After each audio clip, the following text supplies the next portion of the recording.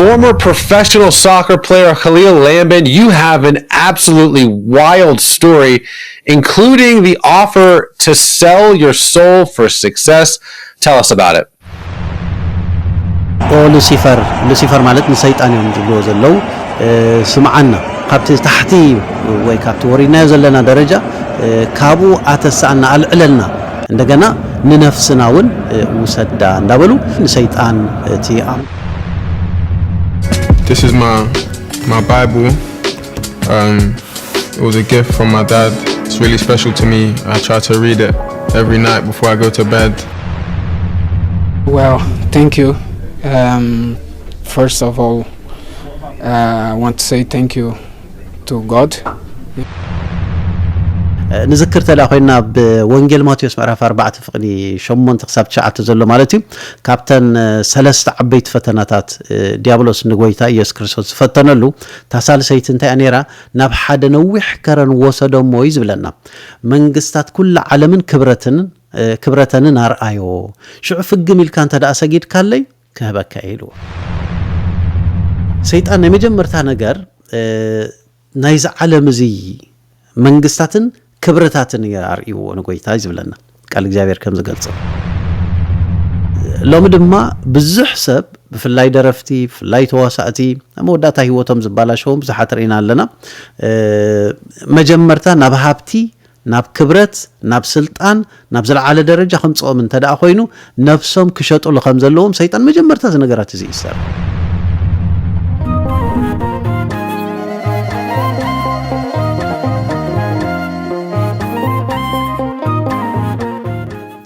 በስመ አብ ወወልድ ወመንፈስ ቅዱስ አሐዱ አምላክ አሜን። ዝኸበርኩም ናይ እግዚአብሔር ቤተሰብ ተኸታተልቲ ፍኖተ አቡነ ቤዳ ፈተውት ቅድስት ድንግል ማርያም ንቅዱሳን ደቂ ዓዶም በፍጹም ሰላም ናይ ክርስቶስ ከመይ ኣለኹም?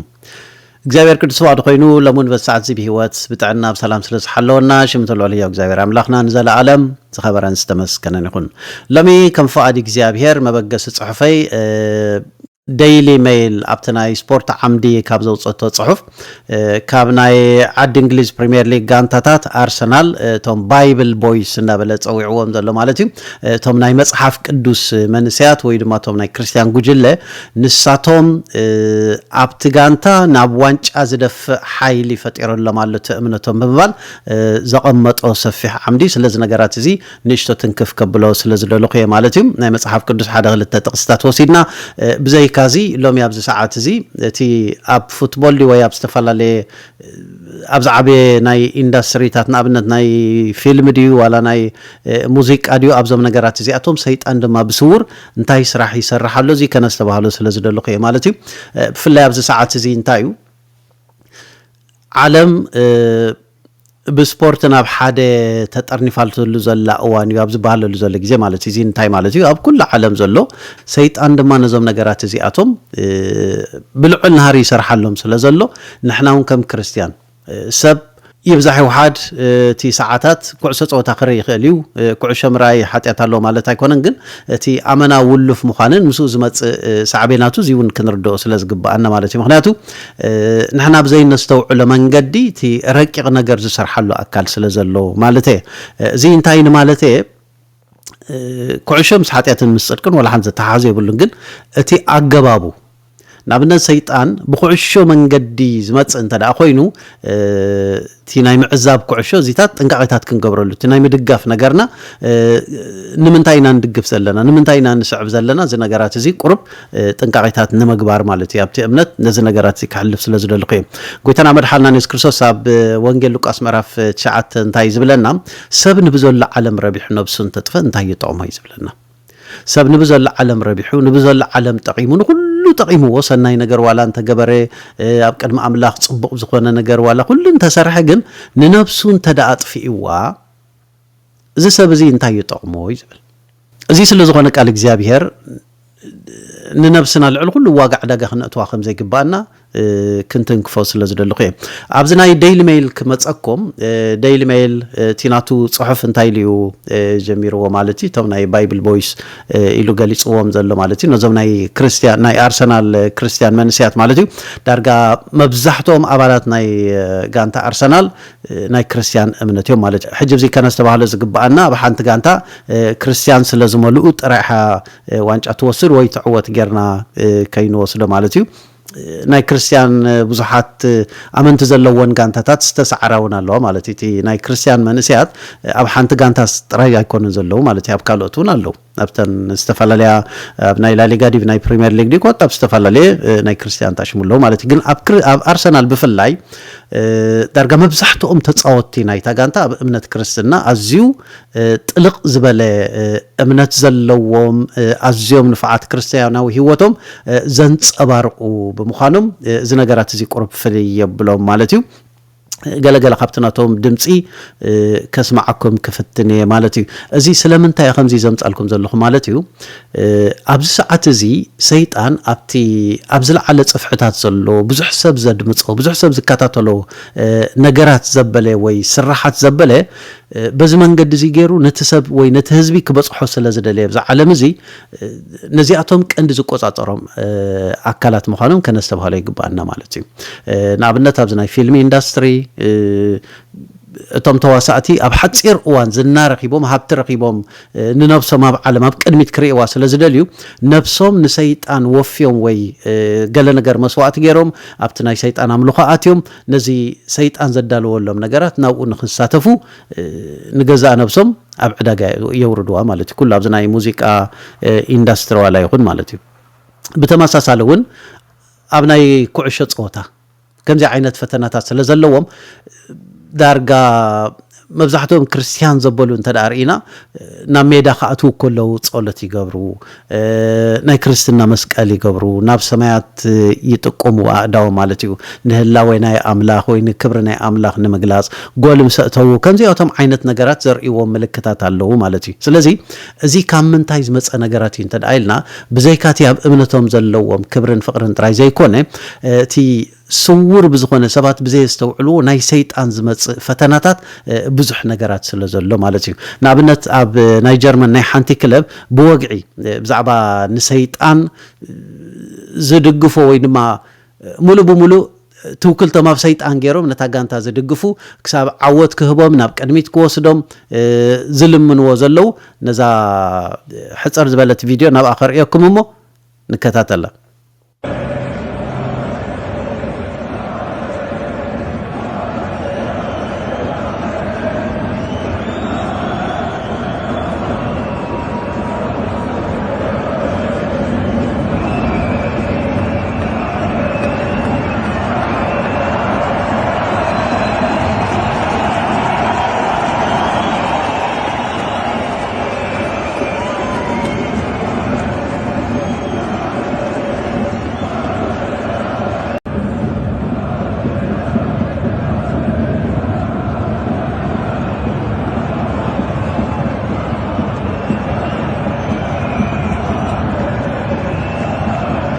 حراي كمزي نريو زلنا بتعمل بزحزن من قدي مالتيو زوم ستاديوم ملو نسيطان يمزملو زلمون زلو مالتيو ملو بمولتي عملو خو ويتو كل تمام سيطان غيروم وي اب لوسيفر مالتيو عوت كهبوم كابتو وديقوم زلو وي كابت ناي دحريت درجاتات وي كاب ناي تحت درجه نابل علي نخوصوم نخسغاغروم يمن سيطان زلمون زلو مالتي زي بدرجه قعص صوتا ستاديوم ملو نريو زلنا فيست وي زغبر زلو دمصتاتي مالتي انتاي زبل زلهم زب صحف نريو زلنا او لوسيفر مالت نسيطان يوم زبلو زلو سمعنا صلاتنا سمع مالتهم እንደገና ካብቲ ታሕቲ ወይ ካብቲ ወሪና ዘለና ደረጃ ካቡ አተሳና አልዕለልና እንደገና ንነፍስናውን ወሰዳ እንዳበሉ ግልጽ ብዝኾነ መንገዲ ንሰይጣን እቲ አምልኾኦም ዘርእይሉ ዘለው መንገዲ እዚ ናይ ስፖርት ዓምዲ ነዛ ጋንታ እዚኣ ብዙሕ ሰብ ዝፍትን ዝድግፋሎ ብዙሕ ናይ ክርስቲያን አባል ኮይኑ ናታ ዝከታተላ እውን ኣሎ ብቀረባ ይኹን ብርሑቕ ይኹን ናታ ዓሚቕ ፍቅሪ ዘለዎ ሰብ ኣሎ ማለት እዩ ስለዚ እንታይ ማለት ሰይጣን ክሳብ ክንድዚ ረቕቕ ዝበለ ኣሰራርሓ ስለ ዝሰርሕ ከነስተባህሎ ዝግባአና ወይ ክንፈልጦም ዝግባአና ማለት እዩ ኣብዚ ሰዓት እዚ እምበር ነዞም ናይ ኣርሰናል ጋንታ ተፃወቲ ዘበሉ ቲናተይ ኣድናቆተይ ነዚ ናይ ዴይሊ ሜይል ጽሑፍ ንሱ እውን ክገልጽን ከርን ስለ ዝደለኹ እየ ማለት እዩ ናይ ኣርሰናል ተፃወቲ ሓደ ክልተ ኣብነታት ከም ጻልኩም ካብቶም ንሶም ዝጠቐስዎ ብዛዕባ ናይ እምነቶም ኣብ መጽሓፍ ቅዱስ ዘለዎም ኣርእስታት ናብኡ ትንክፍ ከብለልኩም መጀመርታ ናብ ጁልያን ቲምበር ናብኡ ክወስደኩም ንሱ ናይ የማን ብሉጽ ተኸላኻላይ ምዃኑ ብዙ ሰዓት እዚ ዳርጋ ብዙሓት ተንተንቲ ዝገልጾ ዘሎ እዩ ሓፈሻዊ ኣብቲ ናይ ሞያዊ ትንተና ይኮንኩን ከኣቱ ግን ሓደ ጋዜጠኛ እንታይ ኢሉ እዩ ዝሓቱት ኣብ ጋንታኹም መብዛሕትኦም ናይ ክርስቲያን እምነት ኮይንኩም ወይ ድማ ክርስቲያን ኮይንኩም እቲ ናትኩም ግሩፕ እዚ እምነትኩም ይሕግዘኩም ደሎ ወይ ንሱ ዲ ናብ ቅድሚ ደፊእኩም ዘሎ ምክንያቱ ብደረጃ ናይ ዓዲ እንግሊዝ እንደገና ብደረጃ ናይ ኤውሮጳውን ኣብዚ ናይ ቻምፒየንስ ሊግ ኣብ ክልቲብ ቀዳማይ ደረጃ ስለ ዘላ ኣብዚ ሰዓት እዚ ማለት እዩ ምናልባት ጽባሕ ዝኸውን ኣይንፈልጥን ኣብዚ ሰዓት እዚ ግን ክሳብዚ ተኻይዱ ዘሎ ፀወታታት ኣብ ቅድሚ ተኾይጥኩም ምህላውኩም እቲ ናይ ክርስትና እምነት ንሱ ናይ ሓባር ረቑሓ ስለ ዘለኩም ሞ እዚ ነገራት እዚ ዲስምምዕ ፈጢሩ ናብ ቅድሚ ደፊእኩም ዘሎ ዝብል እዩ ነይሩ ናይ ጁልያን ቲምበር እንታይ ይምልስ ናው ክሕልፈኩም ብሓደ ንስማዕ እዩ Adrian, you are one of the few members of the squad that are open about their Christian faith. Yeah. I wanted to ask you, how important is your faith to you, and what sort of things do you and the other Christian members of the team do? Do you pray together? Do you go for games? What sort of things do you do? Yeah, it's for me. It's a way of life, my faith, and I try to live by it. We pray before games, with the team because we have some Christians in our teams, which is amazing, and I think it brings unity and understanding because you can't live the same life, and then it's not always as easy. So those conversations are good, and I think it's an amazing thing to have in our team. This is my Bible. It was a gift from my dad. It's really special to me. I try to read it every night before I go to bed. I've learned a lot from it, still reading it all the time, so yeah, it's important for me. Religion's a big part of my life. I'd say I'm a strong believer in God. Reading this Bible all the time helps me to learn more and more about God. I normally memorize the messages and what it means and try and take it into my life. حرة كم زي كنسمم زتصنعنا أنتي زبلت كل سبب استفعل ناتو التحساسبة ناتو دليتات سلزلوه كلنا حدا دليت كلنا واحد عين سرح كنا بلاين خلينا جن حافظ شاويتي كريستيان بمهنا نسون بحدا نخن الرادة بحدا نخن اللي بحدا حافظ شو حدا قانق أنه تزاربون نسو حجازي ناتو ترى لو بمبالتي تيمبر كمل الصنع مالتي كالي كابو قصيلو بزعباتنا إمنة كريستنا is a way of life بقى ناتينا هيوتي ممرحيو نابليو زقل الصنع بدحريز مثلا بوكايو ساكاون بتماسس منقدي هايمانوس هنا هيوتي ممرحي لو بقى خمزي ازي اقدس يا هيوتي عبي ترازلوي معلتاوي مشت ناب عرض كان ممدقاسي مصحف قدسان بيبي زدقاسي زبل سلازي زي انتاي زريكا مبزحتو تياب كريستنا زلوهم تقداسنت مالتي كاليكا بقصيلو زناي غابرييل جيسوس مالتي ويدما غابرييل خيسوس زناي برازيلاوي لعلي كندي كنبلينا كباب حدا عمت زقون 11 ورحن قالن زقون زناي ACL انجري اغاطيمو نيرو ابزناي بركي ابتوشت زلو تيشوتات مالتي نساتهم تقديدهم دارغا ናይ ኩዕሶ ጸወታ ይወዲ ኢሉ ተስፋ ቆሪጽሉ ዝነበረ እዋን ብሕክምናውን ቀሲልካ አኻ ክትሓዊ ቀሲልካ አኻ ክትምለስ ተባሂሉ ተስፋ ቆሪጹ ህይወት ጸልሚት ንብ ዝነበረ እዋን ይዝብል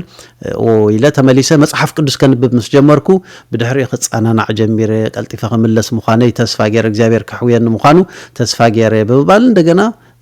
ናብ ጸወታ ምስተመለሰሽዑ መጀመርታ ንኣምላኽ እዘመስ ገነ እንዳበለት ታሪኹ ክገልጽ ኮሎ ኢና ንሪ ናብ ገብርኤል ክሕልፈኩም ናብ ገብርኤል ጀሱስ Well, thank you. First of all, I want to say thank you to God. You know, if it was not God, I'm 100% sure he'll be not here with this mentality, with this health, with belief, because 11 months out I could see how God works in my life, how I'm blessed every single day to be alive, to be health. حري جابرييل جيسوس انتاي زلو زي برازيلاو مالتي تناي ACL injury انتاي زبال زناي anterior cruciate ligament injury مالتي زي اتوم ابزناي بركي زلو كم زسل نري زلنا نساتهم مسقاطم وي دماتي ناي تيشو مقداد مسقاطمو تيشو بتغرينيا انتاي نبلو تيشو ينا نبلو بتغرينيا يبلون مثلا زومناي اكوبات واهيتات وي سيلز نساتهم مستقددو نخملت بتاع خبيدي نيرو اغاطيمو زنبرت ناي فيزيكال موغدات وي اكلاو موغدات ترايز يكونه سنا امراوي ورقتون اغاطيمو نيرو مبر ناب كعشه صوتا خملس ليلو تسفا قوريص نيرو مالتي نزوم نغرات زياتم تيابو تسفا ناي مقرا زنبره مصحف قدس كنبب مسجمره مجمرتا تناتو سنا امراوي تحساسباويتي تي مينتاليتي ناتو نسخفوس كم جمره مورال كم زرخبه بدحري دما بقى بእግዚአብሔር زنبرو امنتون عبيون ስለዝኾነ በትነ ሕክምናዊ ከነከኑን ቀልጢፉ ከምዝ ተመለሰዩቲ ዘርኤና ዚ ተስፋ በመቁራጽ አብ ህይወትና ወይ አከላው ቆመናና ከቢድ ዝኾነ ጥዕናው ጸገሙን ከምጻልና ይኽእልዩ ንቅልጡፍ ዕቤት ወይ ንቅልጡፍ ሕውየት ሪሃቢሊቴት ንኸይትገብር ቀልጢፍካ ካብ ሕማምካ ተመሊስካ ናብ ስራሕካ ከይትመለሱን ሞራላዊ ውድቀት كجدك هاي مالك سلزي نزنا جرات زي مصحف قدوس بمنباب قلطف لوطن عبيتن كم زرقه وليتي زنجر مالتي سلازو خنا خاي مجمرتا مسمصياب ميدا مستراي مجمرتا انا املاخ يزمسكن يلو مسكم زي عينታት ተሐሳስባይ ንኸምለስ በቃ እግዚአብሔር ይደግፍኒ ዝብል ሕጂ ኣብዚ እንታይና ንርኢ ሰይጣን በብዙሕ መንገዲ ፍትነካዩ ግን ነዚ ነገራት እዚ ተቋቂሞም ማለት ነዚ ነገራት እዚ ተጻቢኦም ምክንያቱ ኣብዞም ዓበይቲ ናይ ኩዕሾ ድዩ ናይ ኢንዱስትሪ ናይ ፊልም ድዩ ወይ ናይ ሙዚክ ኢንዱስትሪ ድዩ ኣብዞም ነገራት እዚኦም ወይ ፖለቲካ ኣብ ዝተፈላለዩ ናይ ስነ ጥበብ ተፈላለየ ጽፍሕታት ማለት እዩ ኣብ ስነ ፍልጠትን ምርምራትን ኣብ ኩሉ ነገር ኣብ ቅድሚት ንዘለው በዞም መንገዲ ዘይኣቶም ገይሩ ሰይጣን ንኩሉ ሰብ ኣብ ትሕቲ ቁጽጽር ይዘትዎ ዘሎ በዚ ሰዓት እዚ ንዝክር ተላ ኮይና በወንጌል ማቴዎስ ምዕራፍ 4 ፍቅዲ 8 ክሳብ 9 ዘሎ ማለት እዩ ካብተን ሰለስተ ዓበይቲ ፈተናታት ዲያብሎስ ንጎይታ ኢየሱስ ክርስቶስ ፈተነሉ ታሳልሰይት እንታይ ኣኔራ ናብ ሓደ ነዊሕ ከረን ወሰዶም ወይ ዝብለና መንግስታት ኩሉ ዓለምን ክብረተንን አርአዮ ሽዑ ፍግም ኢልካ እንተ ዳ ሰጊድ ካለይ ከበካ ይሉ ስለዚ ሰይጣን የመጀመርታ ነገር ናይዛ ዓለም እዚ መንግስታትን ክብረታትን ያርኢዎ ንጎይታ ይዝብለና ቃል እግዚአብሔር ከም ዝገልጾ ሎም ድማ ብዙሕ ሰብ ብፍላይ ደረፍቲ ፍላይ ተዋሳእቲ መወዳታ ህይወቶም ዝባላሸዎም ብዙሓት ርኢና ኣለና መጀመርታ ናብ ሃብቲ ናብ ክብረት ናብ ስልጣን ናብ ዘለዓለ ደረጃ ከምጾም እንተ ዳ ኮይኑ ነፍሶም ክሸጡሉ ከም ዘለዎም ሰይጣን መጀመርታ ዝነገራት እዚ ይሰርሕ ሓደ ሓውና ተመሳሳሊ ሓደ መንሰይ ማለቲ ካብ አፍሪካ ኣብዝናይ ኤውሮጳ ክጻወት ንዝመፀ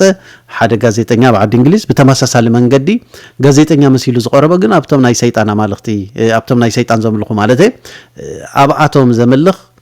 እዚ ኦፈር ከም ዝገበረሉ ወይ ዕድመ ከም ዝቀረበሉ ንሽቶ ከስማዕኩም እጅ እንታይ ክብለኩም ስለዝደለኹ መጀመርታ ክብሪ የርኤካ ወይ ገንዘብ ከም ትወሃብ ከም ትህብትም ፍልጥ ከም ትኸውን ሓይል ከም ትረክብ እዚ ነገራት እዚ ተስፋይ ኣትወልካ መብጻዓታት ኣትወልካ ሕጂ መብጻዓ ሂቡካ ያኣቱ ይኸይድ ይጠልመካ ጥራሑን ኣይኮነን ብዙሕ ሰብ ዝሃብቶም ኣለዉ ብዙሕ ገንዘብ ክቆጽርዎ ዝሽግሮም ሃብቲ ዝደለቡ ሰባት ኣለዉ በዚ ነገራት እዚ ሰይጣን ስቂሉ ሃብቲ መካየሉካ ጥራሑን ኣይኮነን ተዋና ነገር ግን እንታዩ እቲ እኩብ ገንዘብ ሲ እግዚአብሔር ባሪክ ወዲ ባረኾን ይዘለ ተዋና ነገር ካብ 1 ሚሊዮን ሰይጣን ዝሃበካ ሓንቲ ሽሕ ቅርሺ እግዚአብሔር ዝባረኻ ንስያ ተጠቅመካ ምክንያቱ እቲ ከምቲ ማጻጽኡ አጠፋፍኡ ናይ ትፈልጠን ኢኻ ማእኮት የብሉን ማለት እዩ ስለዚ እቲ ልዕሊ ኩሉ ንሕና እውን ከም ክርስቲያን ኩሉ ግዜ ክንብሎ ዝግባአና ማለት እዩ ካብ ብዝሕ ዘይኮነ ካብ ዋሕዲ እውን ዘይኮነ ካብቲ ናይ እግዚአብሔር በረኸት ስለዝኾነ ነተን ውሕዳት እውን ይኹን ዘለና ትሕዝቶና እግዚአብሔር ክባረኸልና ልዕሊ ማንም ነገር ዝነገራት እዚ ኢና ኣብ ውሽጥና ከነቕምጦ ዝግባአና ማለት እዩ ስለዚ ሰይጣን ንደቂ ሰባት በብዙሕ መንገዲ ከምዚ ዓይነት ዕድመታት የምጽሎም ናይ አርሰናል ግን እቲ ዋና ነገር ኣብ ከምዚ ዓይነት ፈተናታት ኣብ ከምዚ ዓይነት ከቢድ ሓደጋ ኣብ ዘለውሉ መድረኻት ኣብ ዘለውሉ ነቲ ናይ ክርስትናዊ ህይወቶም ወይ እቲ ናይ ክርስትና እምነቶም ንኸንጸባርቕዎ ብዙሕ ንድሕሪት ኣይብሉን ወይ ስክፍ ኣይብሉን ማለት እዩ ዳርጋ መብዛሕትኦም በዓል እዚኦም ዘረአኹም በዓል ቡካዮ ሳካ ማለት እዩ በዓል ኤቨሬቺ ኢዜ ኖኒ ማድዌከር ክርስቲያን ሞስኬራ ዳርጋ ሁሉም ክርስቲያን ኖርጋርድ ኦዴጋርድ ምናልባት ተወሰኑ ሰባት አለው ካብቲ እምነት ክርስትና ወፃ ዝኾኑ ምናልባት በዓል ዊሊያም ሳሌባ ገለተ ዘይኮይኖም መብዛሕትኦም እንተዳሪና ናይ ክርስቲያን መንእሰያትዮም ገሊኦም ጥብቕ ዝበለ እቲ ናይ ክርስቲያናዊ ህይወት ክህልዎም ይኽእል ገሊኦም ግን ፍኹስ ዝበለ ክህልዎም ይኽእል ኣብቲ ናይ ህይወት ኣፈላላይ ከምዚ ነገራት እዚ ኣሎ ግን ጥብቕ ዝበለ ክርስቲያናዊ ህይወቶም ዘንጸባርቑ መንእሰያት ምዃኖም ብብዙሕ መንገዲ ይግለጽ ዳትስ ዋይ ካቶም ጋዜጠኛታት ወይ ዝተፈላለዩ ናይ ኒውስፔፐር ዓምድታት ኣብቲ ናቶም ዓምድታት ዘውፅኡ the Christian Boys the Bible Boys ገለ እንዳበሉ ዝገልጽዎም ዘለው ማለት እዩ እዚ ሓደ ኣወንታዊ ነገር እዩ ጥራይ ክርስቲያን ምዃኖም ነቲ ክርስቲያናዊ ዘንጸባርቑ ጥራይ ዘይኮነስ ነቲ ብጸላእ ሰናያት ወይ ብሰይጣን ዝመጾም ፈተናታቱ ነዚ ነገር እዚ ቃለስዎ ወይ ቻሌንጅ ይገብርዎ ከም ዘለው ከነስተባህል ክንክእል ኣለና ብውሕድ እኮ ገሊኦም ኣለው ካፕቴን ኮይኖም ወይ ናይ ኣምበሊ ዝበሃል ብትግርኛ እዚ ናይ ሓንቲ ጋንታ መራሒ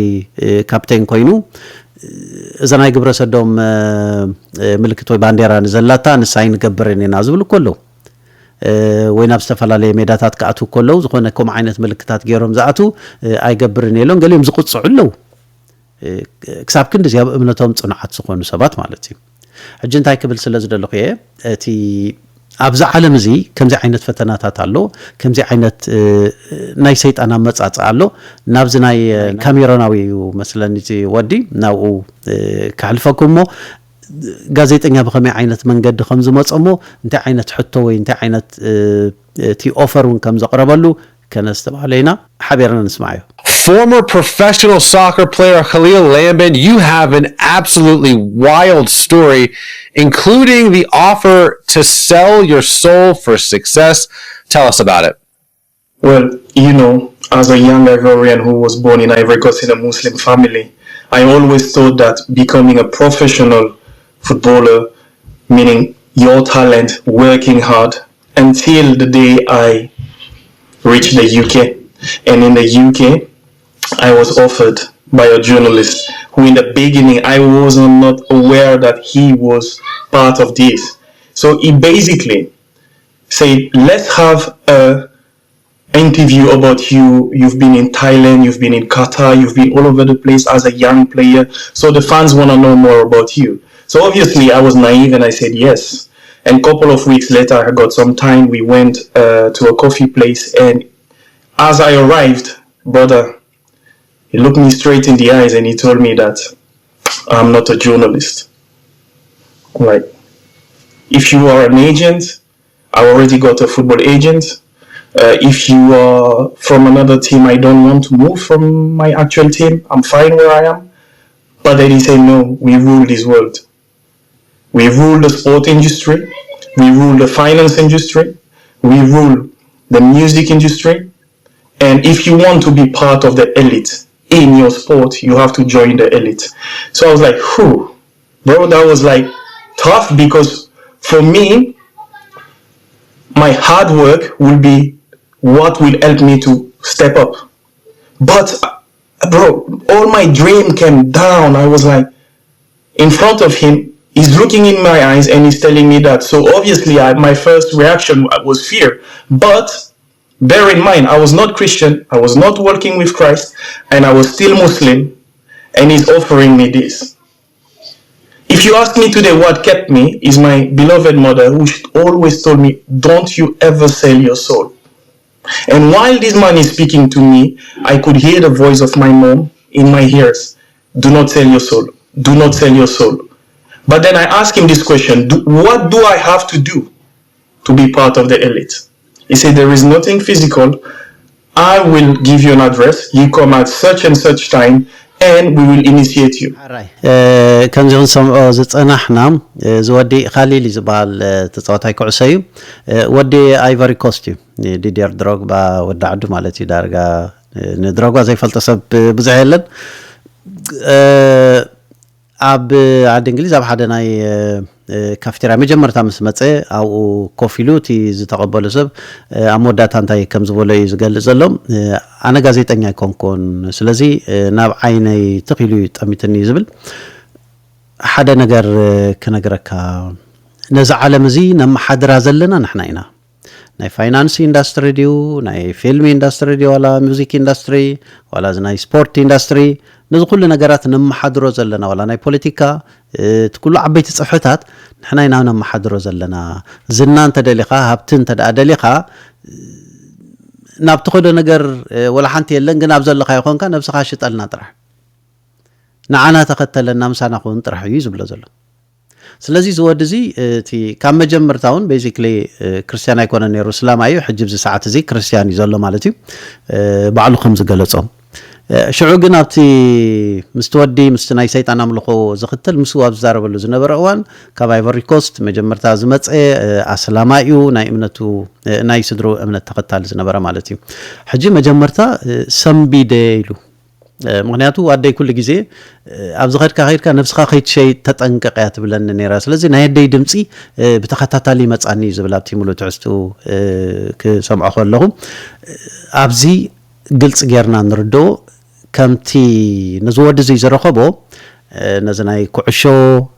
ነዚ ናይ ካሊእ ዝተፈላለየ ናይ ስፖርት ፅሑፋታት ማለት እዩ ኣዝዩ ግን ብዙሕ ሰብ ዝከታተሎ ዘበለ እዚ ናይ ሙዚቃ እዚ ናይ ደርፊ እዚ ናይ ፊልምታት እዚ ናይ ስልጣን ናይ ፖለቲካ ናይ ስነ ፍልጠት መረመር እዚ ናይ ገንዘብ ምቁፅፃር ካሊእ ዝተፈላለየ ዘይተጠቕሰ ዓውድታት ነዞም ዓበይቲ ንሰባት ክቆፃፀሩ ዝኽእሉ ወይ ድማ ሰባት ኣብ ትሕቲኦም ብብዝሒ ዘለዎ እዚኣቶም እቶም ምስጢራውያን ኣካላት ዝበሃሉ ናይ ሰይጣን ኣገልገልቲ ንሳቶም ዝቆፃፀሩ ማለት እዩ ስለዚ ብቐጥታ ብተዘዋዋሪ ነቲ ሰብ ከምዚ እንዳገበሩ ስዲዖም ይወስድዎ ኣለዉ ሃብቲ ኸርእይዎ ድዮም ዝና ኸርእይዎ ድዮም ከምዚ ዓይነት ዝኣመሰለ ነገራት ማለት እዩ ንሕና እንታይ ንምባል እዩ እንታይ ንገብር ኣለና እንታይ ክንገብር ኣለና እዚ ነገራት እዚ ምጥንቃቕ ኣገዳሲ እዩ ንኣብነት ናይ ሰይጣን ሰዓብ እንተ ደኣ ኮይኑ ሰይጣን እንታይ ዘደግፍ ኣለና ናይ ሰይጣን ዘርኢ ፊልምታት እንተ ደኣ ኮይኑ ነዚ ነገራት እዚ እንታይ ዘኸትልን ኣለና ኣብዚ ነገር እዚ ጥንቁቃት ክንከውን ኣገዳሲ ስለ ዝኾነ እዩ ማለት እዩ ምናልባት ብዙሕ ሰብ ዘይምራይ ጥራይ እንዳለይ ኖርማል ከምዚ ንፋን እንዳለይ ስቂልካ ንግዚኡ ንመዘናግዕ እንዳሉ ገለ ዝበሃል ነገራት ኣሎ ሰይጣን መንፈስ እዩ ተረቂቕ መንፈስ እዩ ኣብ ገዛኻ ኮለኻ እውን ብትናትካ ውሽጣዊ ድሌትን በቲ ውሽጣዊ ስምዒታትካን ብኡ ተመርኪሱ ናብ ውሽጥኻ ከኣቱ ክዋረስ ይኽእል እዩ ማለት እዩ ስለዚ ቀሊል ነገር ኣይኮን እዚ ስለምንታዩ ኣፍ ደገ እንተ ደኣ ኸፊትናሉ ማለት እዩ ሰይጣን ኩሉ ግዜ ኣብትናትና ድሌት ኣብትናትና ጦብላሕታ ኣብኡ ተመርኪሱ እዩ ዝኣትወና ማለት እዩ ስለዚ ልክዕ ከምቲ ጎይታና መድሓኒና ኢየሱስ ክርስቶስ ኖ ኣነ ኣብ ኣፍ ደገ ኮይነ ክሕኩሕ ኣለኹ እሞ ሓደ እኳ ዝኸፍተለይ እንተሎ እዩ ዝብለና ንውሽጡ ማዕፆ ዝኸፍተለይ እንተሎ ኣነ ከኣቱ እዮም ስኡ ክድረር የሱ ምሳይ ሓቢሩ ይብል ሰይጣን እውን ብተመሳሳሊ መልክዕ ንሕና ደስ ብዝብለና ንዓና ደስ ብዝብለና መንገዲ እንዳርኣየ ወይ ንሱ ብዘርኣየና መንገዲ ጥራይ ዘይኮነ ካብ ናይ ሰይጣን ነገር ወፃኢ ብዝኾኑ ምስ ሓጢኣትን ምስ ፅድቅን ዘይብሎም ነገራት እውን ልብና ኸፊትና ሃብ ዝበልናሉ እዋን ሰይጣን በዞም ነገራት እዚኣቶም መንገዲ ኸፊቱ ውሽጥና ንኸኣቱ ተኽእሎታት እውን ክህልዎ ይኽእል እዩ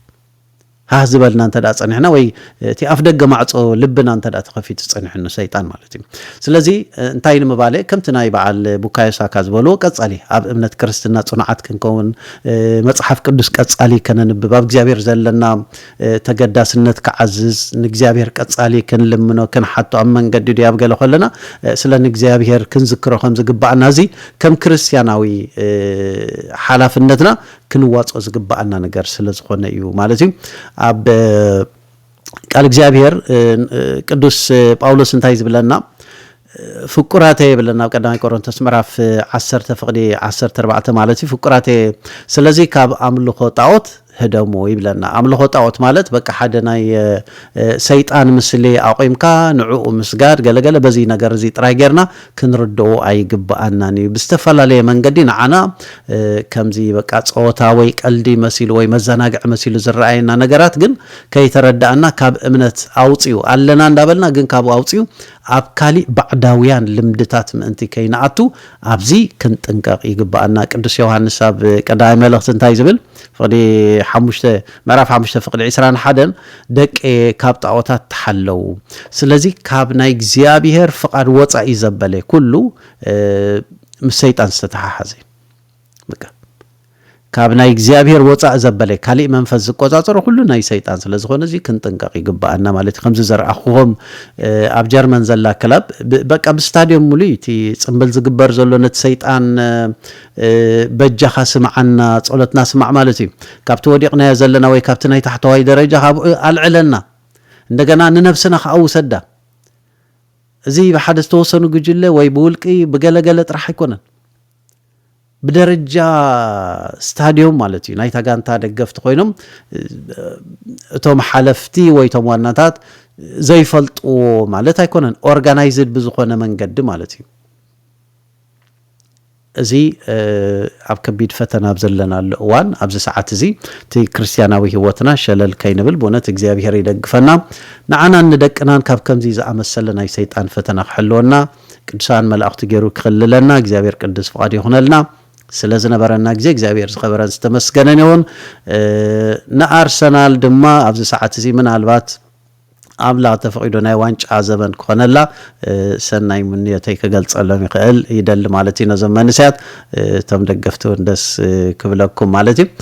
ብስተርፈ ስለዝነበረና ጊዜ እግዚአብሔር ዝኸበረን ዝተመስገነን ይሁን ጸጋ ጎይተና መድኃኒና ኢየሱስ ክርስቶስን ፍቅረ አምላኽን